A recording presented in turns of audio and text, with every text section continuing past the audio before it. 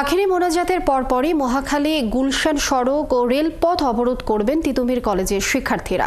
শিক্ষা মন্ত্রণালয়ের দেয়া বিবৃতি প্রত্যাখ্যান করে তিতুমির কলেজের শিক্ষার্থীরা সংবাদ সম্মেলনে বলেন, বিশ্ববিদ্যালয়ের রাষ্ট্রীয় স্বীকৃতি না দেয়া পর্যন্ত তারা আমরণ অনশন ও Barasat barricade to north city কর্মসূচি অব্যাহত রাখবেন। সেক্ষেত্রে ইজতেমা শেষে ভোগান্তিতে পড়তে পারেন মুসল্লিরা। রাশেদ আনিসের প্রতিবেদনে বিস্তারিত। পূর্ব ঘোষণা অনুযায়ী শনিবার দিনভর ব্লকেট কর্মসূচি পালন করেন শিক্ষার্থীরা। বিকেল 4টার পর তিতুমির কলেজের সামনে আমতলী মহাখালী সড়ক অবরোধ করেন তারা।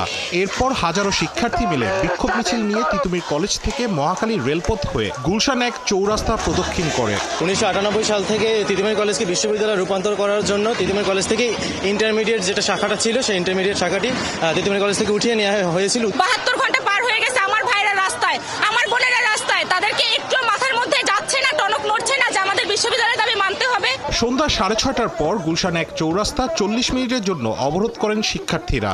এ সময় বন্ধ হয়ে যায় যান চলাচল। বিক্ষোভ মিছিল শেষে শিক্ষার্থীরা সংবাদ সম্মেলন করে জানান, শিক্ষা মন্ত্রণালয়ের দেয়া বিবৃতি তারা প্রত্যাখ্যান করেছেন। যে নোটিশ মন্ত্রণালয় থেকে দেওয়া হয়েছে সেটি আমরা প্রত্যাখ্যান করছি। Barasat barricade two Dhaka north city আমাদের এই কর্মসূচি চলমান থাকবে যতদিন তিতুমির বিশ্ববিদ্যালয় রাষ্ট্রীয়ভাবে স্বীকৃতি না পায়। রবিবার সকালে তিতুমির কলেজের সামনে আখেরি মোনাজাতে অংশ নেবেন তারা। এরপরই বন্ধ করে দেয়া হবে মহাখালী রেলপথ ও মহাখালী গুলশান আমতলী সড়কপথ। আমরা বেলা 11টা থেকে আগামীকাল মহাখালী রেলগেট ব্লক করে দিচ্ছি। আখেরি মোনাজাত যখন শেষ হবে তখন তো মুসল্লিদের একটি যাতায়াতেরও ব্যবস্থা রয়েছে, সেখানে তো একটু বাধারও সৃষ্টি হতে পারে। হাজার হাজার মানুষ চায়, যেহেতু 35,000 শিক্ষার্থীর স্পন্দন শক্তি, স্পন্দনের দাবি একটি তিতুমির বিশ্ববিদ্যালয়, তারা আমাদেরকে ক্ষমা সুন্দর দৃষ্টিতে দেখবে এবং আমাদের জন্য দোয়া করবে যেন আমরা দ্রুত আমাদের দাবিতে সফলতা নিয়ে আসতে পারি। শিক্ষার্থীদের চাওয়া রবিবারের মধ্যেই যেন সরকার তিতুমির কলেজকে বিশ্ববিদ্যালয়ের রাষ্ট্রীয় স্বীকৃতি দেন। রাশেদ আনিস, 71, ঢাকা।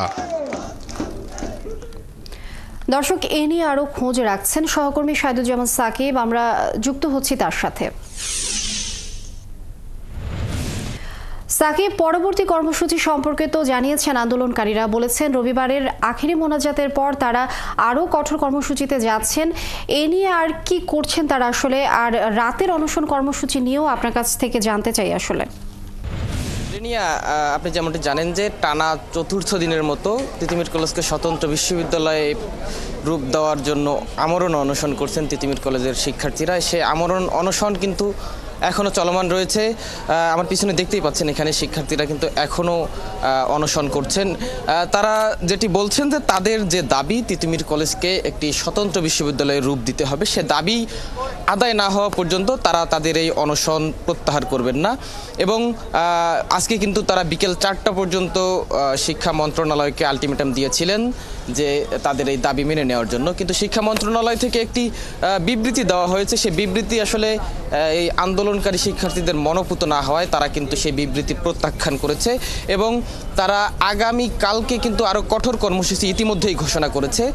বিশ্ব ইজতেমার কারণে আগামীকাল ভোর 6টা থেকে 11টা পর্যন্ত তাদের কর্মসূচি শিথিল থাকলেও 11টার পর কিন্তু তারা মহাখালীর রেলপথ এবং আমতলী গুলশান যে সড়ক রয়েছে সেটি তারা অবরোধ করবেন বলে ইতিমধ্যেই তারা জানিয়ে রেখেছেন।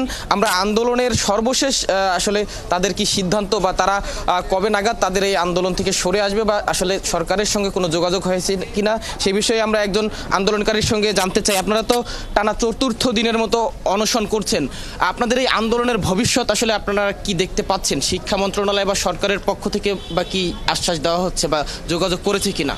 আচ্ছা দেখেন, শিক্ষা মন্ত্রণালয় কি আশ্বাস দিচ্ছে তার আগে আরেকটা কথা বলি। এই সরকার হচ্ছে আমাদের শহীদ মামুন ভাইয়ের জীবনের বিনিময়ের সরকার।